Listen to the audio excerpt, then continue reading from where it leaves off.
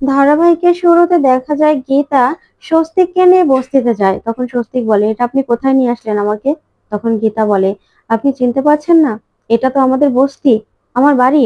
এখানে আপনি আমার জন্য অনেকবার এসেছেন। তখনই মেহেক বলে, সুধা, তো মনে পড়ছে না তুই গীতা বৌদিকে এখানে এসেই তো প্রপোজ করতিস, আর গীতা বৌদির জন্য তুই প্রায় চলে আসতিস।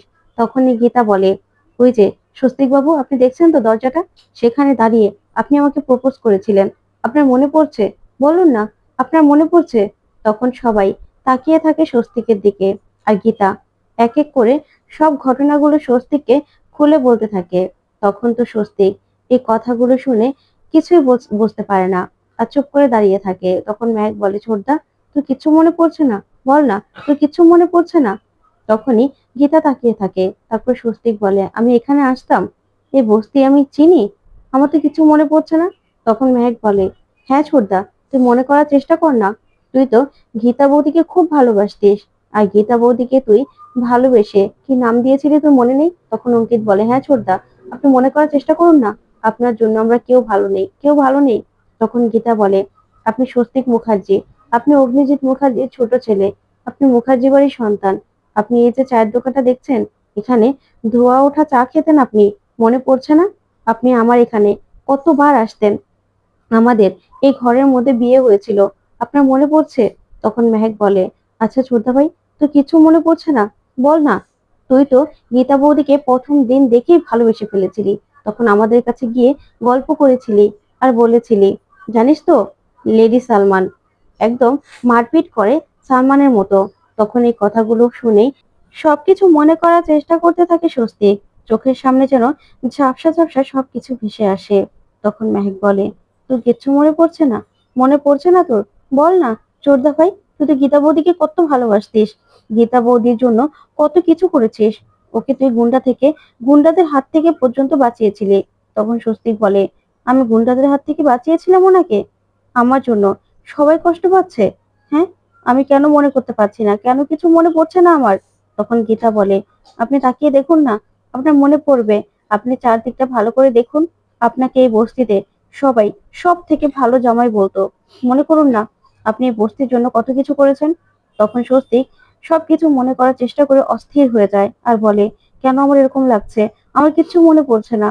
তখনই অঙ্কিত গীতাকে বলে, আচ্ছা গীতা বৌদি, গীতা আবার বিপরীত হবে না তো? তখন গীতা বলে, না অঙ্কিত না, বিপরীত হবে না, ওকে মনে করতে হবে, সবকিছু ওকে মনে করতে হবে আমার জন্য, আমার বাচ্চার জন্য। আপনি মনে করুন স্বস্তিক বাবু, মনে করুন। আপনি আপনি স্বস্তিক মুখার্জি, আপনি আমার স্বামী, আপনার বিয়ে হয়েছিল, আমার সঙ্গে আপনার বিয়ে হয়েছিল। তখন স্বস্তিক বলে, আমি বিয়ে করেছিলাম, আমি স্বস্তিক মুখার্জি? তাহলে আমার কেন মনে পড়ছে না? এই বস্তিতে আমি আরো এসেছিলাম, কিন্তু কেন, কেন আমার কোনো কিছু মনে পড়ছে না? কেন আমার এরকম লাগছে? আমি কেন কিছু মনে করতে পারছি না? তখন গীতা বলে, হ্যাঁ আপনি স্বস্তিক মুখার্জি, মনে করুন, মনে করার চেষ্টা করুন। তখনই মেহেক বলে, হ্যাঁ ছোটদা ভাই, তুই সবকিছু মনে পড়ে যাবে, তুই দেখ না। তখনই অঙ্কিত বলে, হ্যাঁ ছোটদা ভাই, আপনাকে সবকিছু মনে করতেই হবে। আপনি মনে করার চেষ্টা করুন, আপনার বাবা অগ্নিজিৎ মুখার্জি, আপনার বাবা আপনার জন্য দিন রাত কাটছে, আপনার জন্য কষ্ট পাচ্ছে। মনে করুন, আপনি মনে করুন। তখনই স্বস্তিক বলে, আমার জন্য আমার বাবা কষ্ট পাচ্ছে, সবাই কষ্ট পাচ্ছে। তখন গীতা বলে, হ্যাঁ, আপনার বাচ্চার মা হতে চলেছি আমি। আপনি মনে করুন না, মনে করার চেষ্টা করুন, আপনার সবকিছু মনে পড়ে যাবে। মনে করুন না, আপনি তো আমাকে সব থেকে বেশি ভালোবাসতেন, সব সময় আমাকে আগলে রাখতেন। আপনার কিছু মনে পড়ছে না স্বস্তিক বাবু? তখন মেঘ কাঁদতে থাকে আর বলে, হ্যাঁ ছোটদা ভাই, তুই মনে কর না, তুই সবকিছু মনে করতে পারবি আমি জানি। তখন স্বস্তিক কোনো কিছু মনে না করতে পেরেই চিৎকার করতে থাকে, আর বলে, আমার কেন, কেন কোনো কিছু মনে পড়ছে না? ওইদিকে গীতা স্বস্তিকের স্মৃতি ফেরানোর চেষ্টা করতে থাকে। তখনই সেখানে তিনজন গুন্ডা চলে আসে। তখনই গুন্ডারা লাঠি নিয়ে এসেই গীতার মাথায় আঘাত করে, আর গীতা তখনই চিৎকার করে ওঠে। ওইদিকে গীতার এই অবস্থা দেখে স্বস্তিক স্বস্তিক অঙ্কিত, মেহেক সবাই তাকিয়ে থাকে। তখনই মেহেক বলে, গীতা বৌদি। তখন অঙ্কিত মেহেককে আটকায়। ওইদিকে স্বস্তিক তাকিয়ে থাকে। তারপরে দেখা যাবে গীতাকে আবার আঘাত করতে যাবে, তখনই গীতা গুন্ডাদের লাঠি ধরে ফেলে। এদিকে অঙ্কিত গীতাকে বাঁচানোর চেষ্টা করতে থাকে, কিন্তু গুন্ডারা অঙ্কিতকেও মারতে থাকে। তখন গীতা সবাইকে মারলেই তারপরে গুন্ডাটা আবারও আবারও গীতাকে মাথায় আঘাত করে, আর গীতার পেটে আঘাত করতে গেলেই তখন গীতা চিৎকার করে ওঠে। তারপরে হাতে একটা কুড়াল নিয়ে গুন্ডাদেরকে ইচ্ছে মতো মারে। ইচ্ছে মতো মারলে গুন্ডারা গুন্ডারা এদিক ওদিক পড়ে যায়। তারপরে গুন্ডারা সেখান থেকে গীতার ভয়ে দৌড়ে পালিয়ে যায়। ওইদিকে অঙ্কিত আর মেহেক তাকিয়ে থাকে। ওইদিকে স্বস্তিকও তাকিয়ে তাকিয়ে দেখতে থাকে। তখনই গীতা যন্ত্রণায় বসে পড়লে মেহেক বলে, গীতা বৌদি কি হলো তোমার, কি হলো? তখন গীতা বলে, মেহেক আমার খুব কষ্ট হচ্ছে, খুব কষ্ট হচ্ছে, আমার যন্ত্রণা হচ্ছে। তখনই মেহেক স্বস্তিককে বলে, ছোটদা ভাই তোর মনে পড়ছে না কিছু? তোর তোর বউ যে কিনা কষ্ট পাচ্ছে, ওকে তো হসপিটালে নিয়ে যেতে হবে ছোটদা ভাই, তোর মনে পড়ছে না? বল না, তোর মনে পড়ছে না কিছু? তখন স্বস্তিক কিছুই বলতে পারে না, কিচ্ছু বলে না।